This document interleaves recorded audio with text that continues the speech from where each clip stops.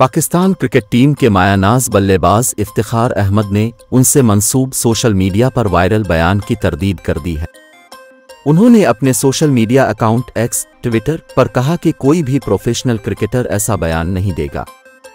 गुज़िश्ता दिनों से उनसे मंसूब एक बयान सोशल मीडिया प्लेटफॉर्म्स पर वायरल हो रहा था, जिसमें उन्होंने मुबैना तौर पर भारत के खिलाफ खेलने का मवाजना स्ट्रीट चिल्ड्रन के साथ खेलने से किया था।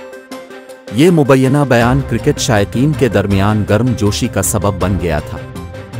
क्रिकेटर ने इस बात की तरदीद की और सारिफ को गलत मालूमात फैलाने और नफरत को फ़रोग़ देने के लिए तनकीद का निशाना बनाया। उन्होंने ट्विटर प्लेटफॉर्म के मालिक इलान मस्क से भी अपील की कि वो गुमराहकुन पोस्ट के जिम्मेदार अकाउंट पर पाबंदी आयद करे। इफ्तिखार अहमद पाकिस्तान के मकबूल तरीन क्रिकेटर्स में से एक के तौर पर मशहूर हैं। इफ्तिखार अहमद से पहले नासिर हुसैन को भी ऐसा ही पाक भारत मैच के बाद भारत मुखालिफ बयान मौसूल हुआ था। इफ्तिखार अहमद को एशिया कप 2023 के लिए पाकिस्तान के स्क्वाड में शामिल किया गया है, जिसकी क़ियादत बाबर आजम करेंगे।